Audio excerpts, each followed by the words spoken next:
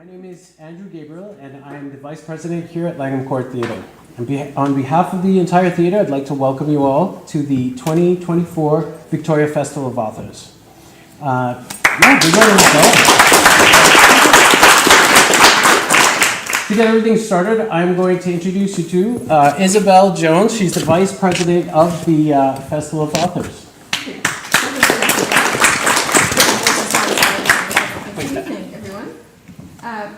I'm Isabel Jones, Board Vice President, Victoria Festival of Authors. Welcome to Writing for the Next Generation, featuring Leslie Gentile, Ren Louie, and Karen Beacon.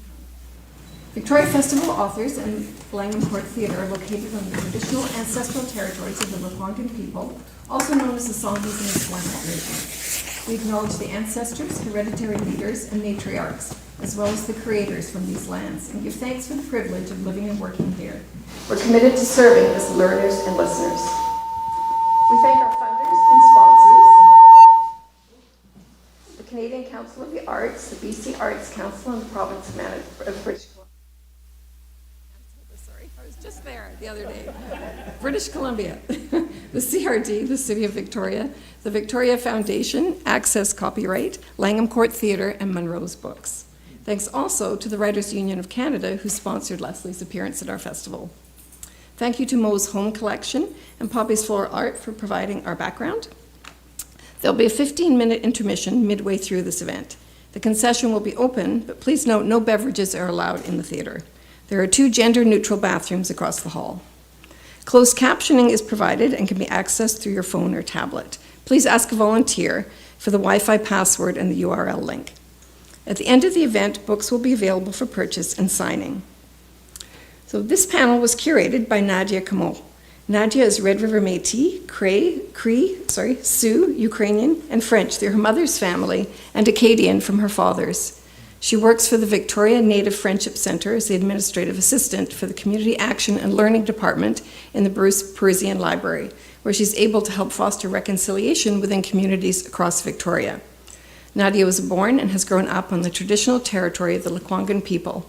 She has fostered a lifelong love for books and libraries, which has shown the importance of children and youth literature and its impact on children's development. Nadia.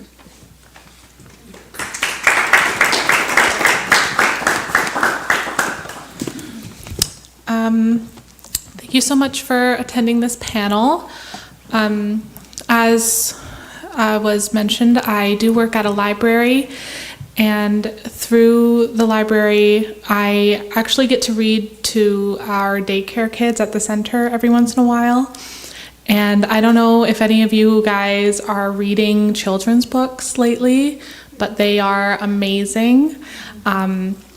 And even though I am not myself a child, I'm thoroughly enjoying these books, whether it's through the words, through the pictures.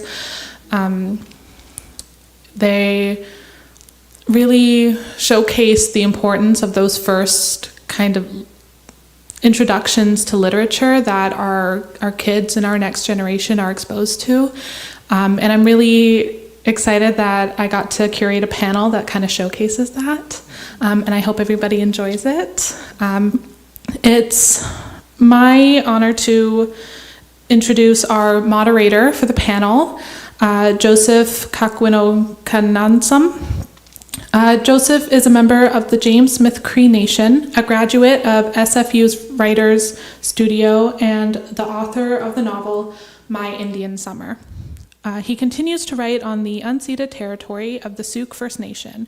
And if you're interested in learning more about Joseph and what he does, we suggest that you check out his website, which is starblanketstoryteller.com. So, thank you.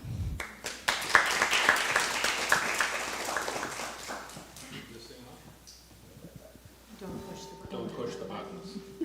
Can you all hear me? Oh, okay, great. Getting a little feedback here.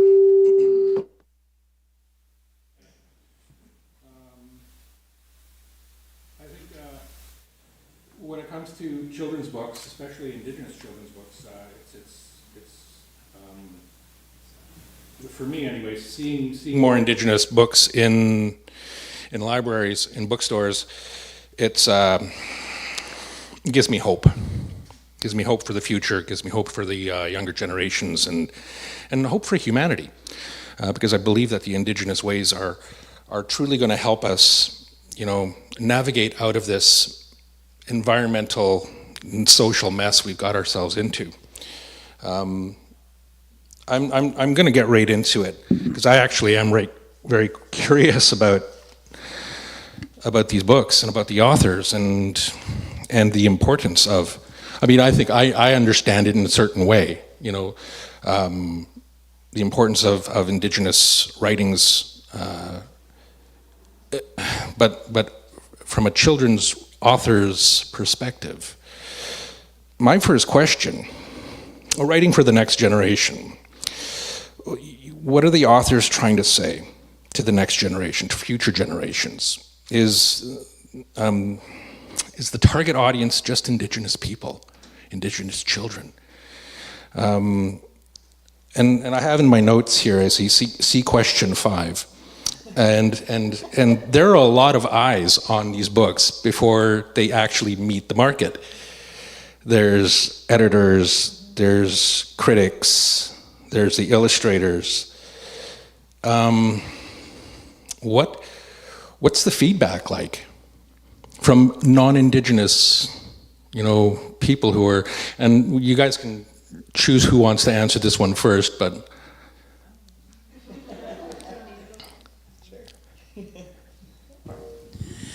So my third book is just coming out. There's a plug. When I submitted my first book, I will tell you because it's a small crowd. I submitted it on a Saturday afternoon, and Sunday morning I had a response from the editor. And he always says, don't tell people I was working on the weekend and I responded that quickly. Because I did get the usual response email, it will be 6 every time we go through the editorial process. And I feel very blessed because he's very respectful to what I want to say. And there are certain hills I'm going to die on. And he says, it's your book. Your name is going on it. And so there's lots of guidance that way. And I think he's made me a better writer. And yeah, we have lots of thought-provoking conversations, which is, and I know it's not the case for every Indigenous author that I've spoken to. Yeah, Ren, how about you? Oh, you got him. Yeah, that was a great question. I think for me, my message with my books, what I try to convey to kids of all backgrounds is that you belong. And I really want them to understand, whoever they are and whatever their beliefs might be or their background, that there is a place for them. And, being true to yourself is a great tool to finding out who you were meant to be and sharing yourself with others. And so for me, that was my drum, and being a drummer, being a singer, that was a really helpful thing. And having a drum that my mom gave me was a huge deal, right? And it's a different kind of instrument. It's not the saxophone, it's not the trumpet. It's an Indigenous drum, and it gave me the confidence to be myself and to share my voice with others. So, yeah, that's a great question. Oh, I'm gonna go grab this because I think it might supposed to be mine, maybe. We're one microphone down, but so thank you. For me, the writing process actually starts as a talking process and a storytelling process. And for my most recent book, I've published 2. The second just coming out, The 4 Fallen Eagles. Teddy from Medicine Wheel, he asked me if I had more stories over a cup of coffee. And I said, oh, I have this one. And I told it to him while we were sitting at the table drinking coffee, as I do. And he looked at me and said, I think we should make that. And so it was this opposite where I had told, like many stories, like a lot of our things, we think about them for years and we conjure them. And then the hardest part for me is actually pinning it down, having that permanence stuck to it. And in the writing process, actually, there was a change in the story, and I was open to it. I was really excited. In the writing, I was like, it doesn't work, And when I talk about we're gonna have some rigor here. I think I was harder on the work and the writing than the editorial team. And I think that there's a part in there that I'm gonna have to let go at some point. And I'm going to work at it. And so for us, it was like I had 6 lines to do. I now had these major restrictions to kind of fix this or to change it. And they allowed me to work on it and have my process, which is like, okay, this is what I think needs to happen. I've got to work on this. And we kind of went back and forth, and it was this teamwork. And they said, you have full veto. We can just stop, and it can be this. And I think that's really important, that I have this final button to press. But there was also a moment where I said, well, yes, I want it to be understood by Indigenous people. Yes, I want it to be congruent with me. But you are other readers. You are other citizens. When we come and tell a story, it's for everybody there. And I've never been comfortable with the concept of a target. You know, like how do we invite as many people into here as possible? And so to turn and say, yes, well, actually, you as a reader who doesn't understand it matters. You as like you, if you're not seeing yourself here too, then there's a little more buffing that needs to be done. And so it was really nice to have, this is the way I want to do it. I want to say, I want to hear why it doesn't work for you. Not which way do we go, but like, can we build the best way together? And I've had that process so far, and I've been so grateful to have that, because it feels really natural for me. And it's that place where I'm happy to have my name on it, but that I know with the publishing house and the illustrator, that we all come together, that it's balanced, it's even when it's standing there, that we all see ourselves. And I thought that was really important, both in the team, but also when we're thinking about those audiences and we're including children, right, really, and their parents and their grandparents, you know, so it's that extension of how do we include. Yeah, that's one of the things that I actually was talking with my publisher the other day about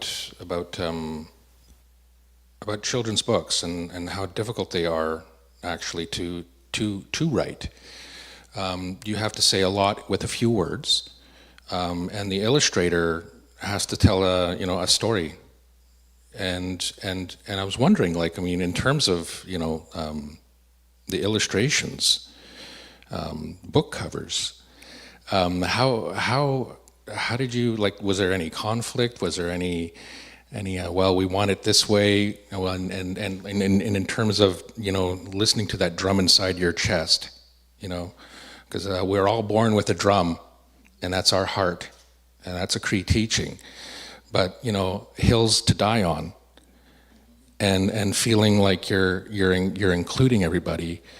How do you, like, I mean, was there any doubt or questions, or, like, I mean, your illustrators, your publishers, they want a certain thing. It has to sell. It has to be marketable, So when you're thinking about writing your stories and seeing those images in your head, how close are they? So you two do picture books, right? So for you, it's very different. Did you have conversations with the, look at me, See, look at you, yeah. But I wanted to ask this question. And these are questions. Did you have conversations with the illustrators when you were doing your Plenty, books? I think. I was starting to worry if I was bothering her. No, it was a great experience. My first book, Drum from the Heart, was a pandemic project, so nothing but time, right? And when it was a real challenge for Carleen, I think, because my story is a true story. So we're trying to recapture the context of how everything was in a specific time frame, and saying, oh, this was the early 2000s. And so I sent her a bunch of photos of myself and my family from this 3-year window. I think I chose 2002 to 2005, something like that. And it was quite interesting because I was very hands-on with the book. Part of that was I would explain the placement of the characters, and who was looking at who, or who was positioned where. It was quite interesting, and Carleen did a wonderful job. That was her first illustration, and yeah, so it was really cool. And Teddy and Medicine Wheel, they're a great team. Eventually, I think it was to a point where we just had to move forward with the project, and it just, you start to run out of time, right? And you're never really done with your writing or your book. Frankly, you run out of time, and it's time to publish. So I think that was wonderful. And for me, when it comes to projects, I was always very hands-on. I liked full control, but it was the understanding that I do have full control. It's just of the writing. The editing team has their full control of editing, and the illustrator has full control of the illustrations, right? So, yeah. For me, I think it was a collaborative thing with this book, and with the first one. I think my question, or as somebody putting media out there for children, is this idea of what does it look like? What does it look like to be? What does it look like to belong? What are we saying when we put that out there? This is an Indigenous book, or right? And so I had all these questions that I worked on with my first book, trying to answer and doing dioramas, and then wanting to work with another Indigenous illustrator, somebody different, to, again, what does it look like? What does it look like to be in this world to you? And to, and so Teddy was the one who had a concept of the grayscale and one color. This was this thing, and he said, E.B. Sunflower, I think you guys would connect. I think this could be good. How about you meet? And we did a table reading, and just drawing away as I'm reading sort of the spread, and we'd pause and kind of talk about it, and what did that feel like, and what did it look like? It was this extremely collaborative process. And when I talk about feeling seen or heard, that's a magic moment where I'm reading words, and then this image comes to somebody else, and they're like, oh, I'm lingering on this, and I'm like, oh, that's what I felt. These moments of, there was just a lot of comfort and confidence. And so I remember walking away being like, I think this is going to be good. And when I saw the first images, I was so excited. And then there were opinions asked even at that moment. I was surprised. I was now like, oh, what do you think? Or how did you see? Or what did you feel? And where do you give feedback? You're like, I don't want to take over. You're the artist. But, I'm just saying this is what I think. But so that whole process, I think it's really beautiful in that if I could do the art, I would probably do the art. But I'm addicted to words. So to see somebody else kind of do that, and I think again that place of it resonated to another person so much so that with their gifts they helped balance it and make it something else. And so I felt really lucky that was another opportunity to feel that and be part of that. Yeah. So like with the book covers, how much control did you have? Well, for me, we talked quickly backstage. We're both musicians. I'm a songwriter. So when I got to sit down and have 40,000 words, whoa, what a gift. Sorry. But to sell a book, it's the cover, right? So the publisher that I work with, DCB Young Readers, which is part of Cormorant Books, they have illustrators that they contract to, and it was the editor who said, I think Julie McLaughlin will do the best book cover for you. So I got two choices when it came to my first book, and they were both incredibly brilliant, and I got to have final say on that.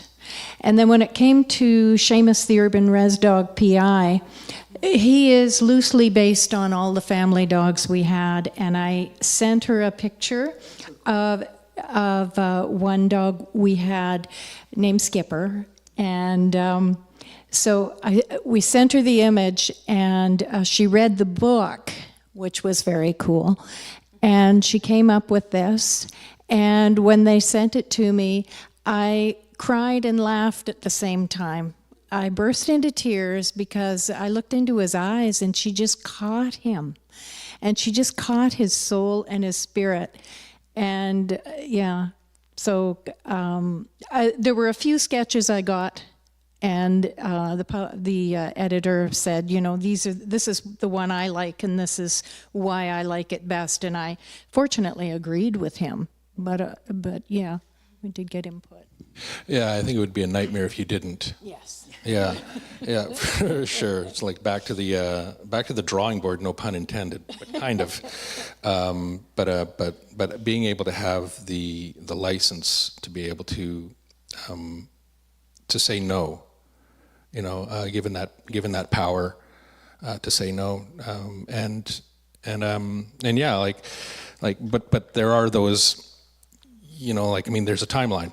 It is a business, and as much as we like to take as much time for our projects, you know, that is of, and so this kind of leads me to my next question is when we're writing these books, when authors put their work out, there's always specific questions that they want to ask the world.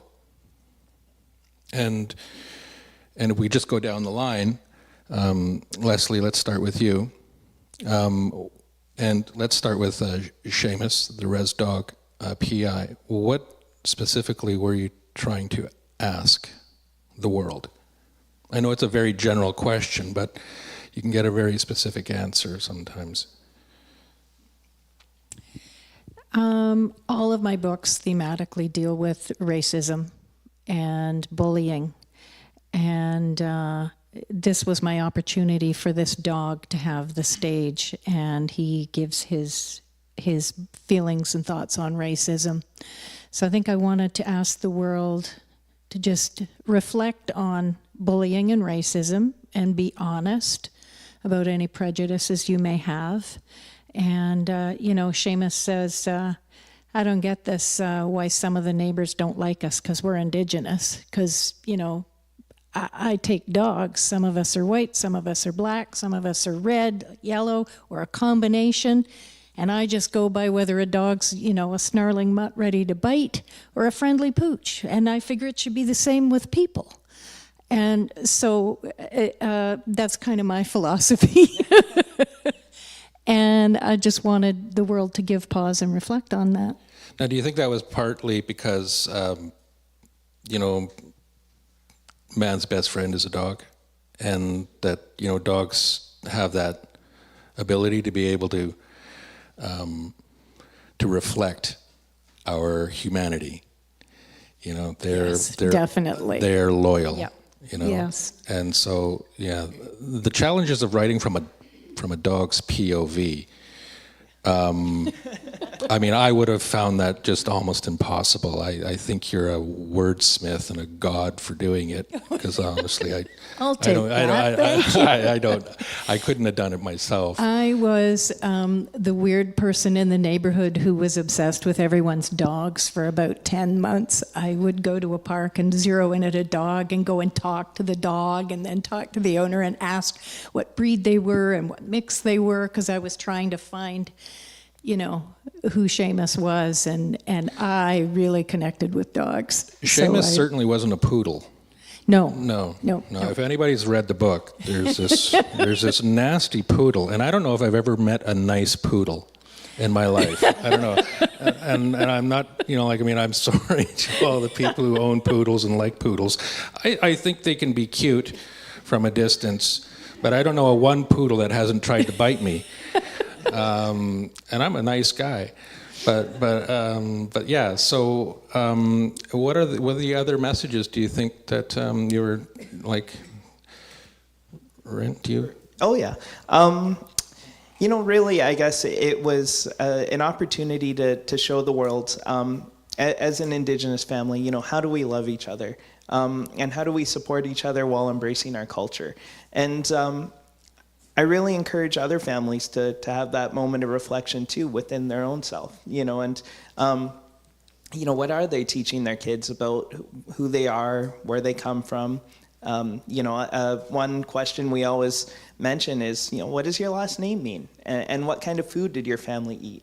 You know, and so putting those questions out there, it really gives a moment for pause and reflection, because there are some kids who already know those answers, and there are some who don't, you know, and I think it's so important too for, you know, myself being in my 20s, but for older generations to convey that to youth, you know, take that opportunity to go talk to your grandparents or your parents. Ask these questions, you know, because they have all the answers. And one day you're gonna, you know, that you'll have that epiphany of that question, but nobody to ask it to. So it's really important to take that time along the way to learn about who you are and your identity. Honestly, yeah. Karen? So what question am I asking? I think a lot of my stories, when I look at them, it becomes thematic. It's actually usually somebody else who picks it out, you know? Like it was my kid who's like, wow, there's a lot of that happening in every one of your stories. And I think what I really connect with, I think with kids or being a visitor in growing up in somebody else's territory, not seeing yourself reflected in the world, that the world can seem scary and we can feel powerless. And kids, they get that. And that's their daily lives, is growing in this. And so I guess what I'm asking adults while I'm trying to connect to kids is like, what are you so afraid of? You know, like all of my stories, somebody starts somewhere, usually from a place without power, or usually, you know, but they desire something and they go get it, whatever that is. And I think my stories are about that courage, that and that I tend to not have answers in my stories, but really this idea of like, who are the heroes? And I grew up with my dad telling us we're all heroes of our own narratives, and we're all supporting characters in everyone else's. And so when moving in and out of that idea of story, I'm a character in this, I can't, like, there's a security in there, like I'm gonna have to fail, right? That's part of character development. That's part of conflict. I'm gonna, you know, like you're gonna have a dark night of the soul. You're gonna have a gift. You're gonna magic. Like it's gonna be really, really hard until it's not. And I think so dealing with some of those truths, like how can we talk about hard truths in a really safe way? Because I think my biggest heroes aren't out in the world making billions of dollars. They're the elders I've met who I would be gobsmacked to be like, why are you so generous? How are you so kind? I don't know if I could be. You know, like there's something happening here I need to learn. And so I think for me, that's my big question. Like, who are your heroes? Where are they? Where are those superheroes? They're all around us, you know, and I want to know them, you know? I like that piece. I like that comeuppance, or you know, the underdog story, maybe. Yeah. No, I get that. It kind of leads me to my next question, which is hopes and expectations. When we write things, we have you know, the messages that we want to send. But you know, when I wrote my first book, my hopes and expectations changed through the whole process. It was a 5-year project, and in the beginning it was more anger than common sense. And as I went through that process, it evolved into, you know, trying to get the message out. And so I found that my hopes and my expectations for the book changed. It went from being, you know, angry and wanting to get the comeuppance, you know, like, you know, to just wanting to really show and not tell. And so, did you guys find that happening to you in the beginning and in the end? You know, the changing arcs, you know, the shifting plots, and what was your experience with that? Sure. So when I wrote my first book, it will come as no surprise that I'm actually mixed. I have mixed heritage. I didn't know until I was in my teens that we had Indigenous heritage, because my grandparents had died before I was born, and they had left their reservations, their reses, I was going to say, but it changed their lives. You know, this goes back, they were born in like the 1890s kind of thing. So it was an easy time to do that. They reinvented themselves. And my father was very ashamed of being part Indigenous. It was a time when it was a shameful thing that you hid if you could. And so for me, part of my writing journey is trying to find answers, trying to find who I am, trying to find my place in the world. So my characters are all like me, trying to find out who they are and of mixed heritage. And in my first book, I set out to the character, the main character, whose name is Truly. Her mother is white, a single parent, and ultimately abandons her in the end. But she is rescued by the Indigenous family that has been looking out for her. And so they are the heroes of the piece, and I did that very deliberately. And that book has really resonated with many, many readers, and I just have released, it's in the process of coming out, the sequel to that book, and it was because people were saying we miss the characters so much. We want more of that story. So in this book, Truly becomes friends with twins who are Indigenous, and they are very shy, and there's scenes in both books where they experience racism.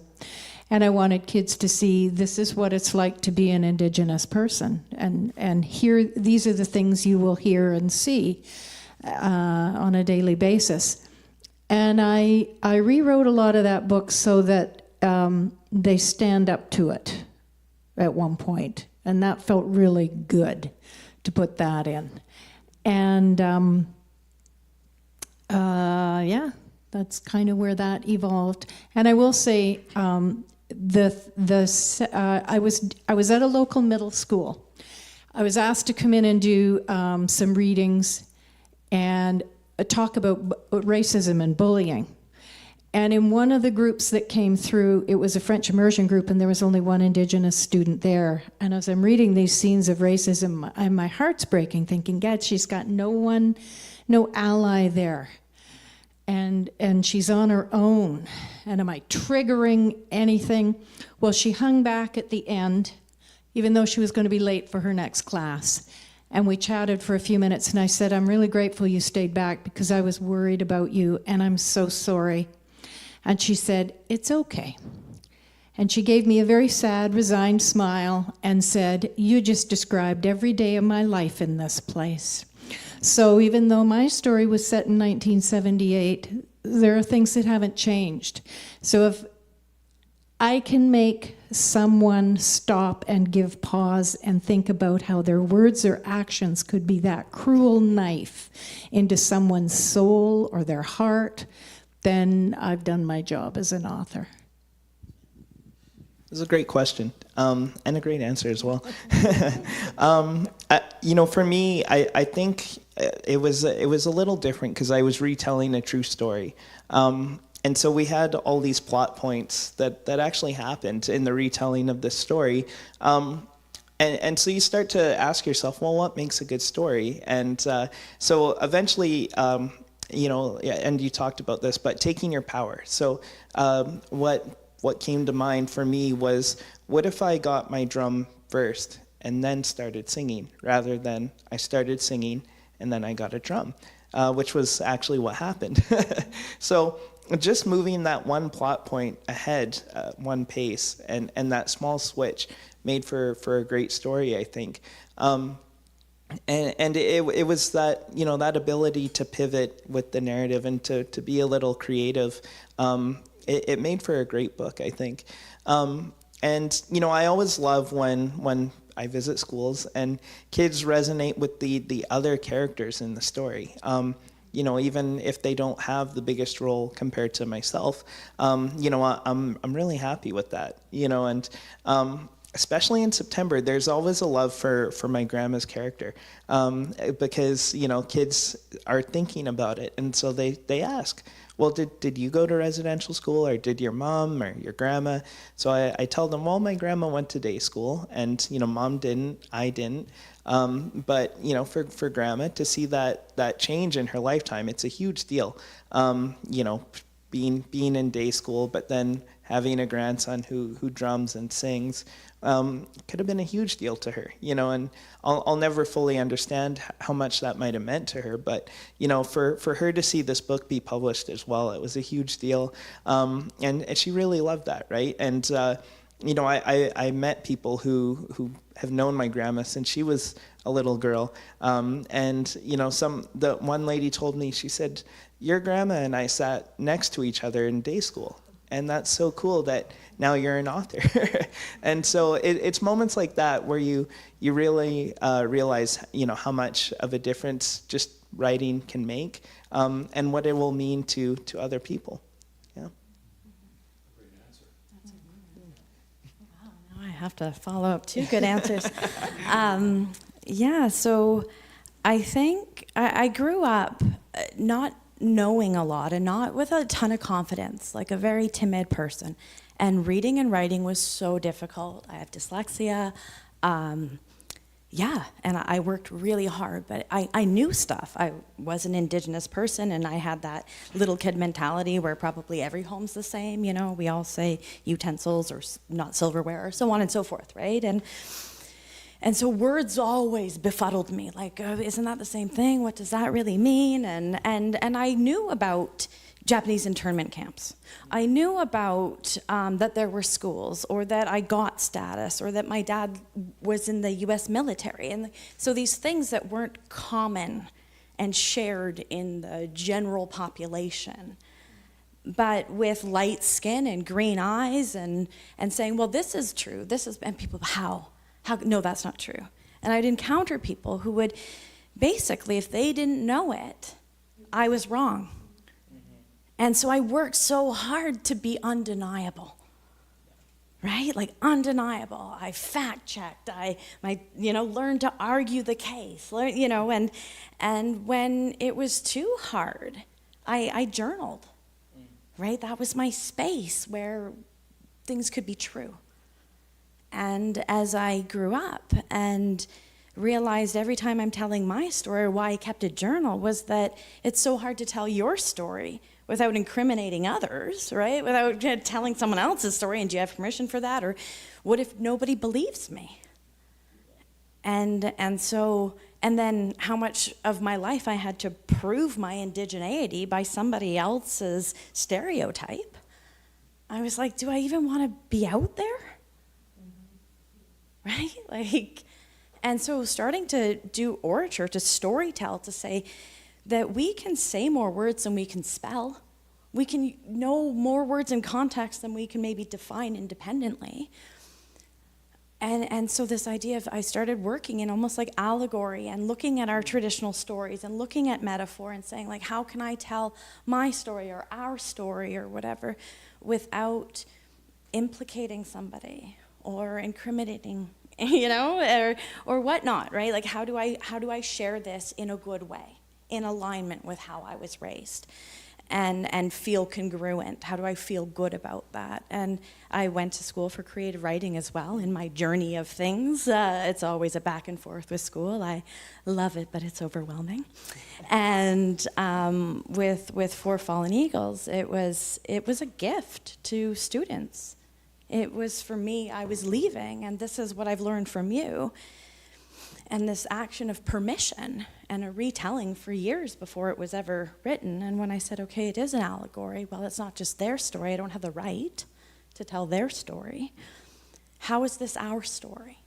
And how can I work on this story to be inclusive, that all things are true? The one I told them is true. The written one is true. And to find that third space, I think. And I grew up with a lot of movies and music and video games and gossip, tons of stories. And what are the good ones, or what are the right ones, or how do we have truth? How do we have confidence? And so I think, when I think about my writing and how hard, like, I've worked, or in verse, like, they're conscious choices. I chose to be in verse because that's poetry and that's oral storytelling. That's there. And wordplay. What better way to want to read is if you like the way it sounds. It's that kind of, what are the things that grab us? And then for me, a deliberate choice with Four Fallen Eagles is that there's a linear story, but there's like what people might call plot holes. What happens? And that's a deliberate choice in oral storytelling, or how I was raised to see stories, that you don't see everything I see. I'm not hijacking you to be like me. I'm giving you a world that I hope you have questions about, that you can answer, or that I can turn it around. Why did one stay? Why would you stay? Like, those answers are already in that person. I'm just trying to make a place for us to hang out in, I guess, and do that safely, maybe, or in a fun way. Well, you talk about safety. And I, you know, especially with memoir writing, with any kind of writing like this, Indigenous writing, I mean, there's always trauma involved, and it runs generations deep. And I know that I use a lot of journaling to self-analyze and as a catharsis to sort of help myself through self-care. And I mean, I think, you know. I think it's important to have a routine, for myself anyways, when I'm writing, to take breaks, to remind myself that, you know, what I'm writing right now is ancient history, and I am safe, and I'm here, and life is good. So what do you guys do to help keep yourselves focused on the present while you're thinking about the hard writing, the work? Leslie, let's start with you. I take breaks, and I'll go for a walk, do some yoga, do some meditation, or play music, because that really releases lots. And I write music from the character's perspective too, and that helps me release, in order to understand why Truly's mother was such a rotten person. I wrote a song from her perspective, and it just came pouring out, and it was called I Just Want to Dance, like I used to. And just lose myself in dance, because my life is such a wreck. It's a train wreck, and I don't know how to get out of it. So that really helped me feel, because you create these stories and they come from somewhere, and it's like, this is dark. Even though it's middle grade fiction, you can get pretty dark in there. And so to release that, I use a lot of music. Yeah. A lot of it is informed by darkness, isn't it? I mean, even when we talk about children's books, you know. Right? That was a great question. And so for me, my story wasn't really rooted in trauma. It's a more uplifting story about, you know, Indigenous families, you know, and embracing traditions and culture. But for me, the time that I was writing Drum from the Heart at was in the middle of the pandemic. So, and I'm in university online, right? So that was where the trauma aspect was coming in. And so, you know, Dr. Bonnie Henry comes out and says, oh, today it's 407, the next day 512, you know. And that was the dark time for me, was what was on my television. And then, you know, being in Indigenous studies at UVic, and writing about residential schools, or the 60 Scoop. That was, you know, that was where the heavy work was being done. So this was a bit of a break from that.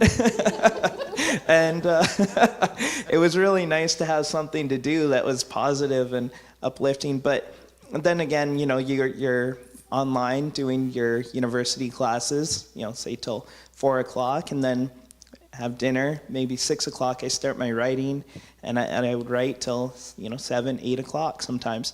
And so what was my break in between was, you know, going for a walk, that was huge, or drumming and singing, you know, and that was a nice release of that energy. And at that time, drumming and singing by myself, and wondering, will I get to drum and sing with my family again, you know, and when we release this book, are we going to get to come together and celebrate it, or will it be virtual? You know, those were the questions I had on my mind at the time. So it was, you know, a busy time in life, a traumatic time in life, so to say. But this was actually something that really helped, you know, escape all of that. So, yeah. Oh, I have so many processes. So much of it is working it out in my head. Like something will come, and it's the rhythm of walking and breathing through. Usually that's after I've kind of got something solid in there. But I think often what I do is almost like the way you might just have like a free write power session. Like I can just have a kind of a sit down for a little bit, and then I have to leave it. And a year ago, I was working on a project with my dad, and then having to do the report for that, and I'm still writing on it. And that's what I've learned more recently, is that when that work is layered and profound, it's hitting so many quadrants at once. It's like being really activated, like I am doing everything at once. It's happening in my body. It's happening, it's this whole moment.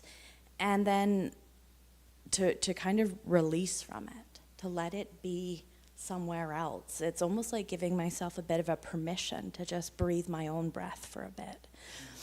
And when I take that step away, one of my practices, especially when it's really hard, is that waking up in the morning around sunrise, at least to see the east, and have gratitude for how hard it is.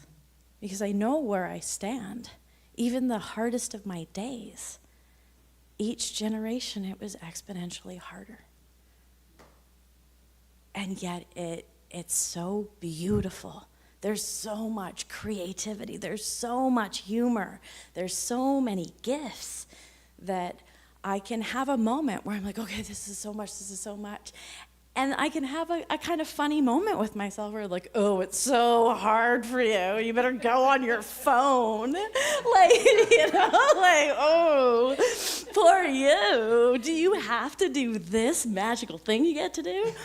And so it's that place of, usually when I'm there and I'm in that writing world, what I really feel is isolated.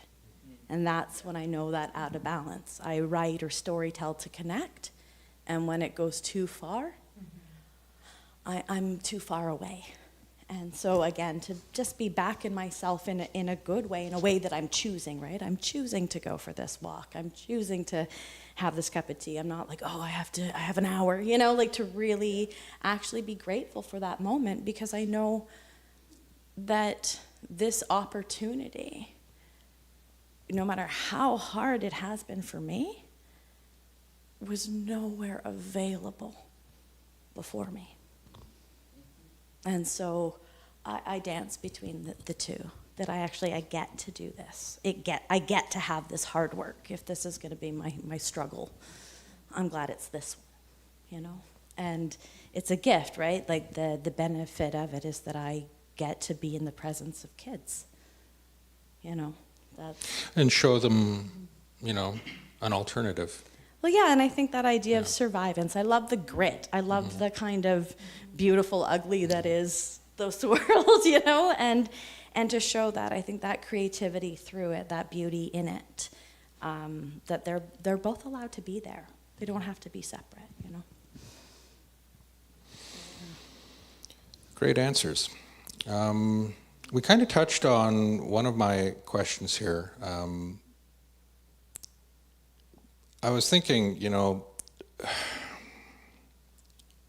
when I wrote my first book, I was really worried about the reaction that I would get from the public, from my family, from my friends, from people in my life that were close to me, close circles.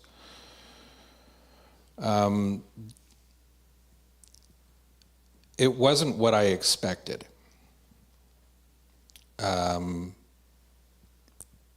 you guys have the same experience? Like, how did that private public sort of reaction transpire?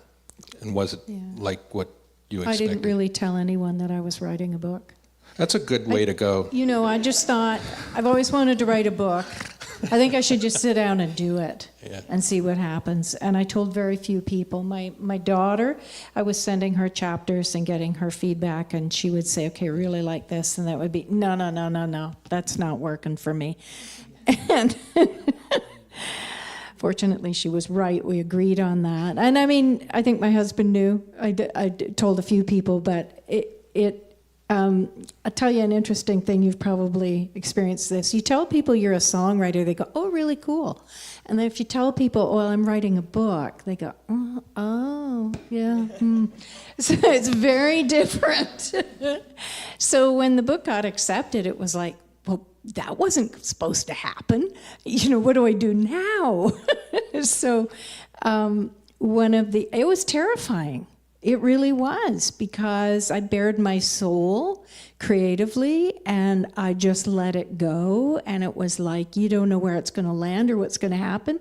And one of the first things I heard was my daughter-in-law phoned, or her aunt likes to listen to CBC morning shows across Canada, and she listened to one in Manitoba, and she called Alwyn and said, your mother-in-law's book was featured on the CBC radio this morning. So there's a woman who did a middle grade.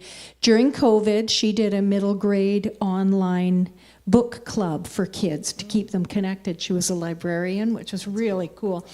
And they had her come on and talk about books, and she said, I'll tell you what's going to be the read of the summer, is this book, Elvis, Me, and the Lemonade Stand Summer. And I was standing in a parking lot about to go into a specialty cheese store in Mill Bay. And we all stood around a cell phone listening to this, that we had found the podcast, and I was just so excited. And that was the sort of first sign that this book was going to go somewhere, and people were actually going to like it. And I hadn't made a complete fool of myself. There's always that anxiety, isn't there? It'd be a lot of pressure. Yeah. No, I think it's a great question. For me, I think it was really an interesting journey. Sorry, you're gonna have to remind me of the question there. Was it what you expected? Like in the public, the private sort of? Yeah, of course. So for me, my family and I, we're very tight knit. But again, it's COVID. You know, we're not seeing each other, so I'm sending emails. Hey, can I send you this email? Can you read this and give me some feedback here? But also with my friends, you know, people I've known for 10 years, close to 15 years. It was interesting for them to read the book. People who knew me from back then, you know, and going, oh, I didn't realize that you felt that way, or that you were shy, or, you know, for my mom, she's in the audience. Hey, there you are. Hey, Ma. She said, you know, I didn't realize that drum meant so much to you. Just reading your words, that was really neat. And I think for me, I always approached it with like a sense of fear, like going, here's my writing, you know, can you give me some feedback on it? And sending it to, you know, people from university, or people, like I said, childhood friends, family, and it was always so special when they liked it. And I had a friend, she was a librarian as well, and she had worked, you know, and she read books, like children's books, since the late 80s, right? Every day, every week, and she was kind of the last person I had finally given it to, and I said, hey, could you let me know what you think, and if this is something that'll work or not? And she says, she read it, and she goes, this is a great book. And, you know, that was such a huge relief, because she had, you know, read a lot of books, right? And I was really happy with that, and you know, it got a little easier after a while. But that being said, you know, when you have a new project, especially something that means so much to you, or there's a bit of truth rooted in the story, it's a very delicate thing to pass it to somebody else and say, can I get some, you know, some criticism, some feedback? And most people, don't want to be too harsh, right? So then, is this good feedback? You have to vet the feedback you do get. So, yeah. I think, all in all, starting with storytelling, with public speaking and working on that and being a journaler and, I think having some support of really good friends and whatnot, when it came to, okay, I think I'm publishing this book, people are like, about time, they just, I had some eye rolls of like, really? But I think the biggest part is the process, and I think that's the hardest is the surprise that, to me, actually. I find that in this world, the people who love you aren't surprised at all, right? But you could be totally dumbfounded by I did this, and I think I've gone from this world of, really wanting that acceptance, wanting to be good, wanting to be undeniable, to then trying to change that focus to, does it translate? Does that meaning, the thing that mattered enough for me to put this risk out there and, all those poor trees, all that it does to do this, in all of those ways. And the real fear, I think, if I was Ren's age, it'd be different. I know that I've spent a good chunk of my life in the identity politics of wondering who's going to critique what and how, and what right do I have to say whatever, and who will step in and possibly know more than me, or that actual courage to step into what I don't know. And I lucked out with this book again, when it's a gift to others, when it's somebody else's story too. I think that's where I can summon a bit more of that courage. There's a want to do it. I love playing with words. I love stories, so I'm compelled to write, not to be published, but just to capture the world and to play with and kids are almost the best for that, right? The kids want to play. Some of the feedback that's hard to get is that people are like, oh, a children's book. Have you thought of, I like when people say, have you thought of doing any real writing? Right? For real. Or, I've read some of your stuff. Are you going to publish some of your more complicated things? Or, they try to find the right word to say, why did you choose this? And I think it chose to be what it is, and I believe in it. And I also think, what an honor, with the fastest growing population in Canada, that there needs to be content. And I get to be part of that content. That's a big deal to me, I think. I think there's some irony in that, though. We are the fastest growing population, but we're also the most targeted in the country. So it makes you kind of wonder about that as well. Yeah. And that's the dark side of this. Well, yeah, and so that's, I think, that place of relevance, right? Is it relevant? And sorry, you brought a thought up, but imposter syndrome is real. When you're working as a writer, because you think, am I Indigenous enough? Do I know enough? Is this a true story? Am I a good enough writer that this story will resonate with its audience? And especially with kids, for yourself as a writer, you might think, oh, I would have loved that when I was a kid. But will today's kids appreciate your work? That's a really important question to ask yourself, I think. 100%. Because growing up in the 70s, there was nothing like this in libraries. We weren't allowed to be Indigenous. Even if you were Indigenous, you weren't allowed to be Indigenous. So, but having them published now, there's got to be some sort of sense of validation to all of this, to the struggles that writing is, and truth telling. So when you have a success, like you all have experienced with your writing, there's a a deep sense of, I imagine, like, I mean, it came with me as well. Like, you know, there was a deep sense of validation that yes, I am Indigenous enough. Yes, my story is worth telling, and that there's a lot of people that can that this resonates with, that they can connect with, and I don't know. Like, I mean, are we like, I mean, what time is it? How much time we got here? Are we supposed to be breaking for? Does anybody know? Can anybody answer that question? Is anybody thirsty? Does anybody want a snack or an intermission? What time are we doing the intermission? Now? Let's break for an intermission right now, all right, guys? Okay, I'm thirsty. Yes, I thought so. Thank you all.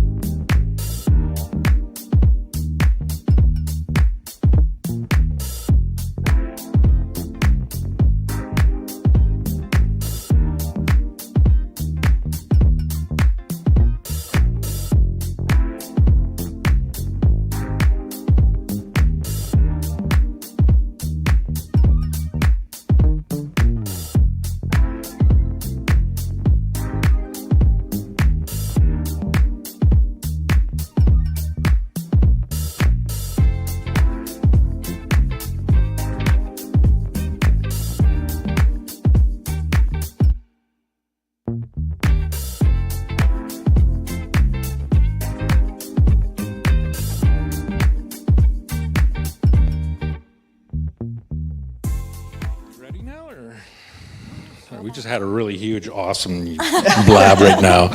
All the questions that I'm not allowed to ask publicly. What we're going to do is we're going to break from the question period. We're going to have our authors do a bit of a reading from their material, and we're going to start with Leslie. Are you going to? Okay. And I've asked the authors how they would like to do this, what makes them more comfortable, and they've all decided to just sort of have a little sit down and read instead of standing up there, and have at her. Okay. So I'm just going to jump right in. I think we've talked enough about book and process. This is Seamus the Urban Res Dog PI. I blame the cat. Okay, sure, a well-behaved dog should stay in his yard, even if he does know how to open the gate. But there I was, snoozing under the lilac bush, when good old Mr. Tibbles sauntered right up by me along the top of the sagging picket fence and smirked. So what's a self-respecting mutt to do? Give chase, of course. And I gotta say, it was awesome. You should have seen the look of panic on that tabby's face when he saw me coming at him. He took off like a pack of wolves was after him. Well, like a big goofy res dog was hot on his tail, which I was. Mouth open, tongue hanging out, ears flopping in the breeze. I tell you, it was epic. And I was gaining on him when that moving truck came barreling around the corner. Tibbles scrabbled up the nearest tree while I nearly got hit by the truck. Squealing tires, the driver yelling out the window, some fast footwork by yours truly, and I was in the clear. I managed to duck out of the way of that looming front bumper just in time, and then sprinted towards home, taking a shortcut across Mrs. McGuire's yard. So, yeah, I chased the cat. But I did not, repeat, I did not dig up old man Melnick's rose bush. After years of Melnick blasting me with his garden hose whenever I came near his fence, I got the message loud and clear. Stay the heck away from his place. The guy is clearly not a dog lover. But because I was seen running around on the loose, I got blamed for digging up his roses. And because I'm a dog, I can't defend myself. So, somewhere out there in this townhouse complex is another dog devious enough to go into old man Melnick's yard and dig up his prize rose bush, and smart enough to get me blamed for it. The name's Seamus. I'm a special kind of dog. I'm what's known as a res dog. That means I'm a mix of different dog breeds, and I come from a reserve. As far as I know, I'm a mix of German Shepherd, Husky, and Border Collie. I was a surprise from the kids' Uncle Doug. Uncle Doug shows up every few weeks to visit the family and brings cool stuff for the kids, including me. When he arrived with me a few years ago, at first Mom kept saying that I couldn't stay. In the end, she weakened, and I moved right in. I was about a year old when I arrived. Up until then, I'd been living with a woman named Maudie on the reserve. Maudie was an older lady, and she began to get sick and lose her eyesight. It got to be too much for her to have a fun-loving dog like me around. Sometimes I'll get loose and go wandering. It was great fun until I got picked up by the dog catcher and got put into a place called the Dog Pound. Now that was terrifying. I was locked in a cage with a concrete floor and fed dry food once a day. The place was filled with miserable, scared dogs who howled all day and night. The whole time I was petrified. My heart was pounding, and I didn't sleep or eat. My whole world had fallen apart. Then Uncle Doug showed up, got me out of the pound, and took me home to Maudie. Boy, she hugged the stuffing out of me. And I was sure glad to see her, too. But then, as she held me, she told me that even though she loved me, she just couldn't keep me anymore with all of her health problems. I gave a little whimper and licked her face. I wasn't sure what it all meant, but I could tell that she was sad. Maudie gave a big sigh and told me that Uncle Doug was going to take me to a really good home where I'd have kids to love me and look after me. She hugged me again and then handed me over to Uncle Doug. "Don't you worry, Maudie," he said, giving my ears a rub. "This guy'll have a great life with his new family." We went for a long ride in his truck. I snoozed most of the way with my head on his lap, and then I sat up with my head hanging out the window, catching the breeze as we drove. I love a good car ride, I gotta say. Next thing I knew, I was at the townhouse complex, and he brought me to the house to meet Mom and the kids. I was thrilled. The kids were thrilled. Mom, not so much. She sat on the couch frowning, telling Uncle Doug they couldn't afford a dog. Then she leaned down to pet me and looked right into my big brown eyes. She'd eaten bacon for breakfast, and she smelled so good. There was also a whiff of something on Mom that reminded me of Maudie's workshop. I couldn't resist, and I gave her my happy doggy face wash. That's when she fell for me and let me stay.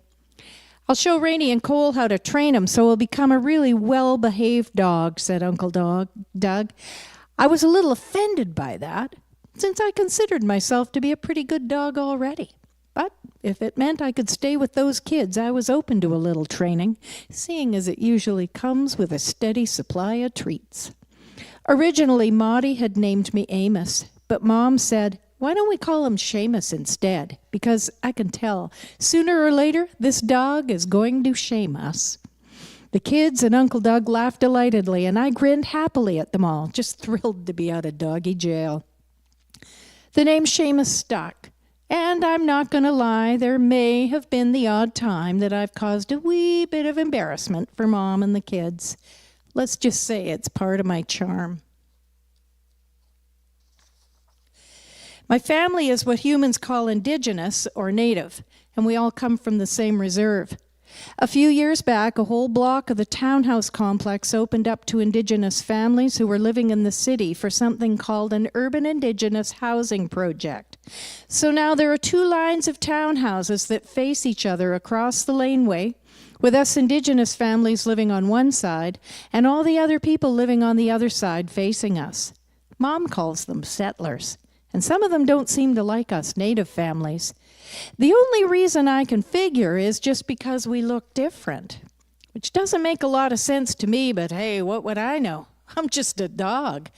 Personally, I can't see what the big deal is. I judge someone on whether they're a dog person or not the color of their skin. Judging them for how they look seems pretty stupid to me. Take dogs. A dog can be red or black or brown or white or even a combination of different colors, and underneath it, we're all pretty much the same. Just dogs, right? What really matters is whether you're a friendly pooch or a snarling, nasty mutt, ready to growl and snap for no reason. I figure it should be the same with humans.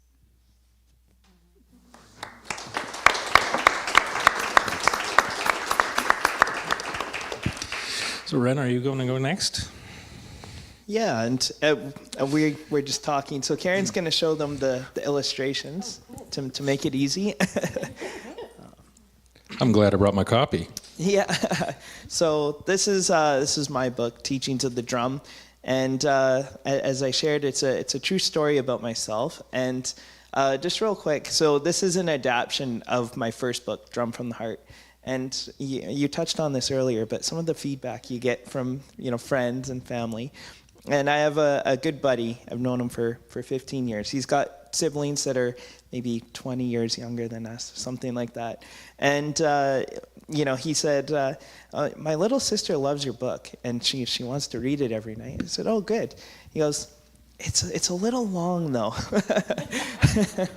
So we did an adaptation here. This is a 5-minute bedtime read. So for anyone who has young kids or grandkids, I recommend this one. All right, here we go. So Teaching to the Drum. I'll show this first one here. So this is my mom and I, way back in 2002.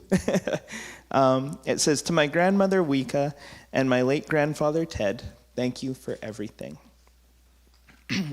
Teaching to the Drum. Little Ren leaped out of bed at first light. His cousins were coming. What a delight. One cousin came in carrying a golden brown drum. Ren wanted to know what it was made from. Grandmother said, it's made from deer hide, But what about the rim and the drumstick? Wren pried. They're made of yellow cedar, grandmother smiled. We call the drum kootyuk, she said to the child. Wren and his cousin took turns playing with the drum, while his grandmother began to sing and to hum. 3 years later, when Wren turned 9, his mom gave him a drum of her own design. Your heartbeat is what the drum sound stands for. Wren listened as his mom shared even more. Wrapping it in your arms to warm it is correct, and placing the drum face up shows your drum respect. Wren was so happy to have his very own drum. It was very special knowing where it came from. Wren's love for singing and drumming grew fast. At school, he even drummed with his class. No matter his fear of singing out loud, Wren kept on drumming and began to feel proud. Today, Wren shares the teachings he was told, helping other children to be brave and to be bold. He brings his favorite drum wherever he goes, practicing his culture and sharing what he knows. The end. So, just before Karen reads her book, we have a nice surprise for you guys. This is always my favorite part. This is the drum from the story here that my mom made back in 2007. So I always love being able to show this drum to the kids. And they're always so shocked at it looks like the exact one from the book, but also how old it is too. So there we go. All right, thank you guys.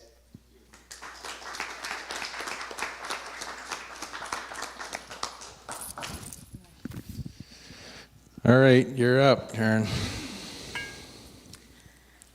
Hi. So tonight, actually, I'm not going to read from my book.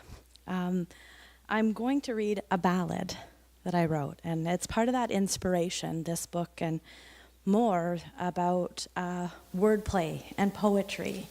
And when we were talking in the green room, that idea of how when we tell stories and we breathe and we almost conjure, we bring those stories and those people and those moments with us, and we connect. And maybe I was inspired by you, Leslie, because this is a family story about a dog, and me telling it in my grandfather's voice. So it's not my story, and I think just to share some of that wordplay, some of that joy of telling story to ourselves first before we share them with others. And so, sorry, as I work on my technology here. Ooh. It's called The Legend of Nimush. My neighbor was a crazy squaw, refused to live anew, supported by her half-wolf dog and Gitchy Manitou. It was the summer, my return. I chopped, I canned, I trapped. She looked upon my work with scorn. Her half-breed dog just napped. Nightly, mother preached and pressured. Go help her prep for the cold. Go chop her wood and can her food. We must care for our old. Summer long, I went with offer. The old bat just refused. Told me that Nimush would help more. That lazy dog just snoozed. In stubbornness, she'd starve or freeze. She'd get what she deserved. She wasn't just my burden, geez. She had the whole reserve. But still my neighbor, and alone, I worried about the chill. 10 below in a summer home. Was she heating it by will? Round harvest time, I asked about my neighbor and the dog. How can she last all summer or all winter long without a hawk or log? My cousin's boyfriend said he saw the dog along the line with muskrat's rabbit in his jaws without a trail behind. What kind of beast can walk on snow and take from out the snare across the lake without a print or hands to help him there. Winter spat out icy curses on all who went outside, and still her shack puffed out smoke without a stack beside. It was not until years later, and quite by happenstance, I learned her sneaky secret and almost shit my pants. While on my way out to the John, a blizzard of a night, I heard a sound come through the snow, but could not catch a sight. My woodpile rattled like a snake, and then began to slide. That well-trained mutt was stealing wood to save his owner's pride. From house to house and pile to pile, he dragged them one by one. I'd never seen him off the porch, let alone seen him run. But there we were, out in the cold, somehow more connected, by love of land and beasts of man, secretly protected.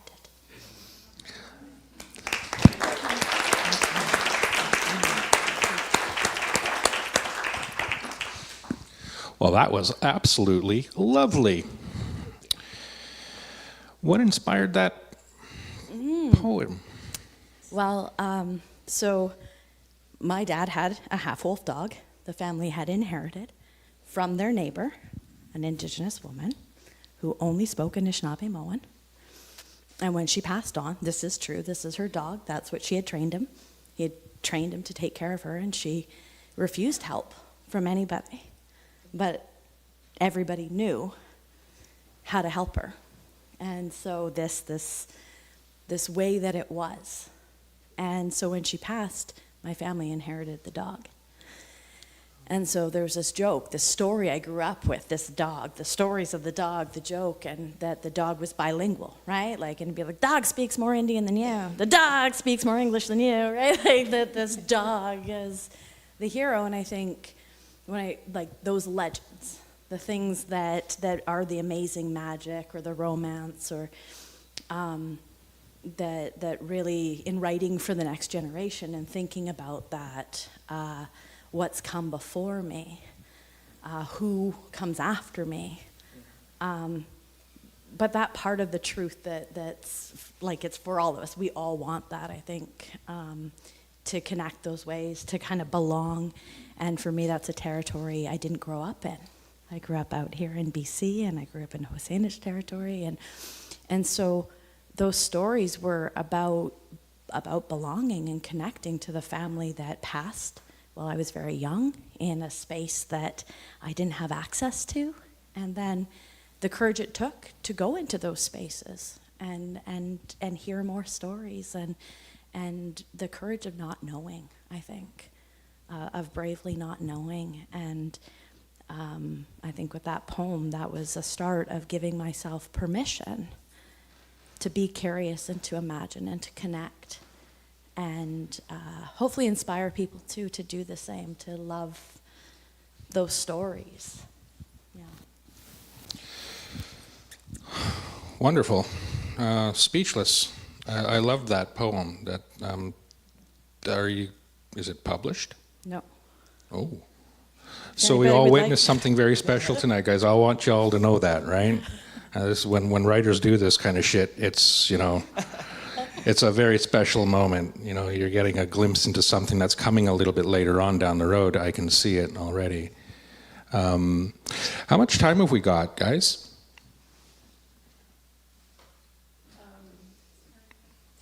10 minutes? Okay, well, I'm going to open this up to the audience and say, does anybody have any other questions that they'd like to ask? Or is there anybody out there? Is there anybody out there? Okay, we got a question over here. Okay, this is for Leslie. For your book, Seamus. I loved to listen to you read that. Thank you. But if it was ever to go to like an audio type book, would it be a male voice? And can you hear that voice when you think of your character, Seamus?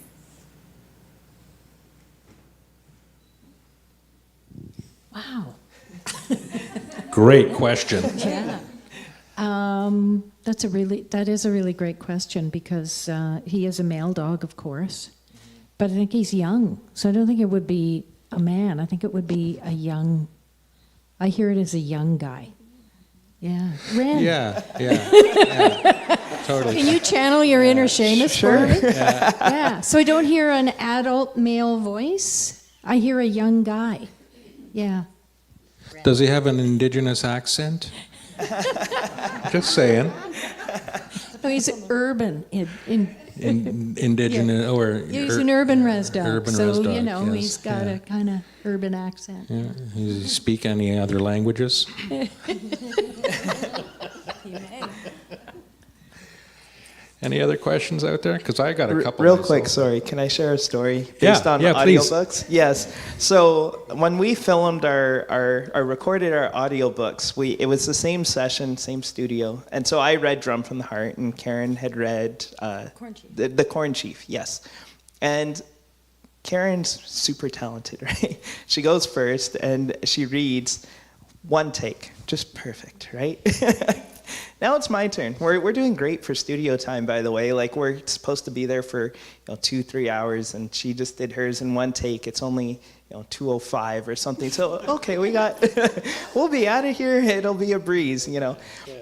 I don't know if you guys have watched the We Are the World documentary, but you know how it took them all night to film that thing? That's how Drum from the Heart was for me. And, I would just read the line. I didn't know what I did wrong. And the guy, he would hit a button. Cut! What did I do?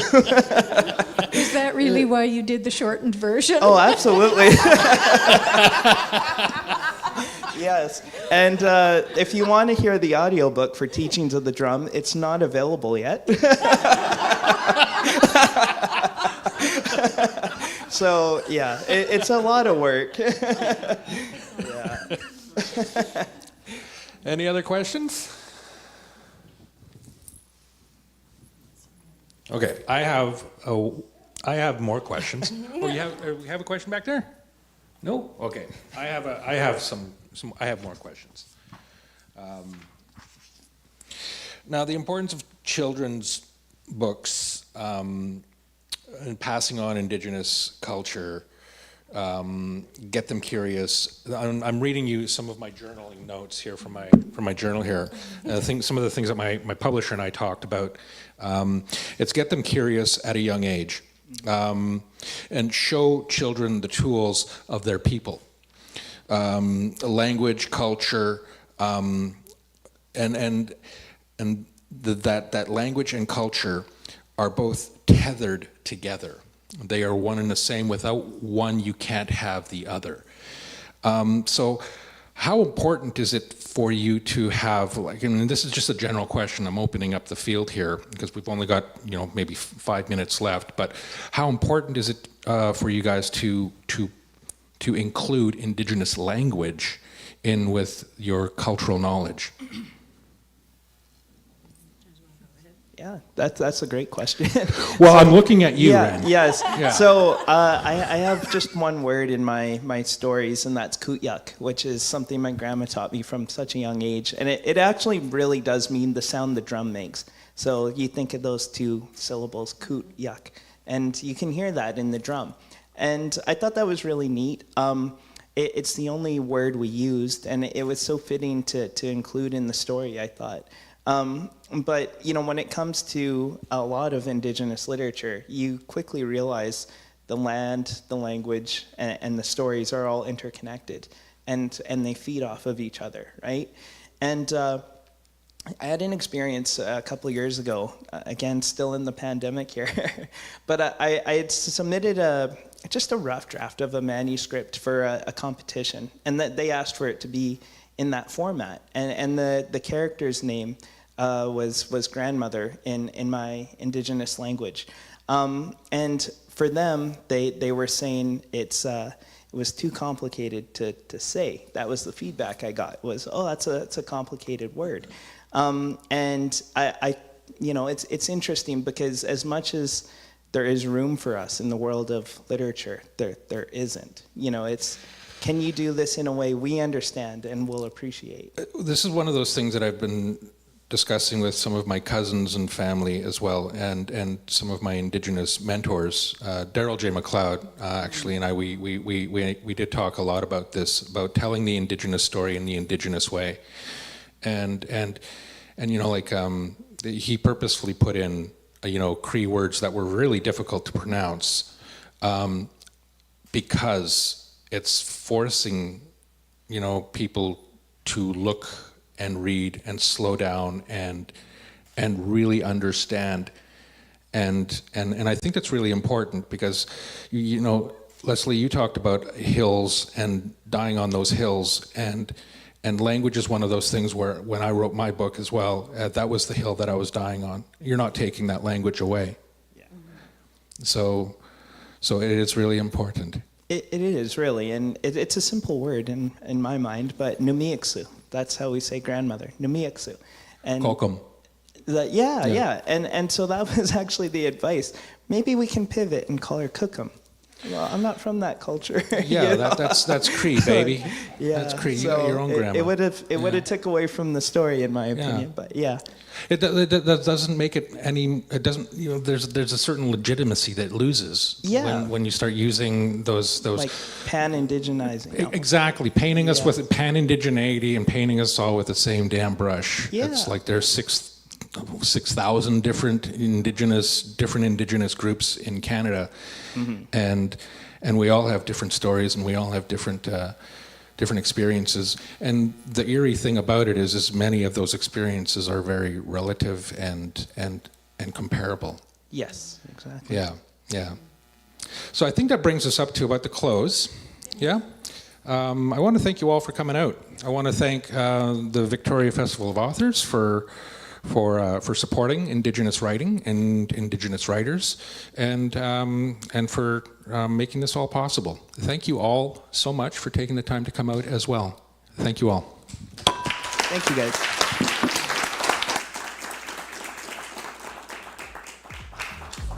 A couple of words before we go. Thank you very much for attending this event. Especially thank you to our to the moderator and authors Leslie Gentile, Ren Louis, Karen Wheatung, and Joseph Kakwino Kanasam. Okay, I did it better in the green room.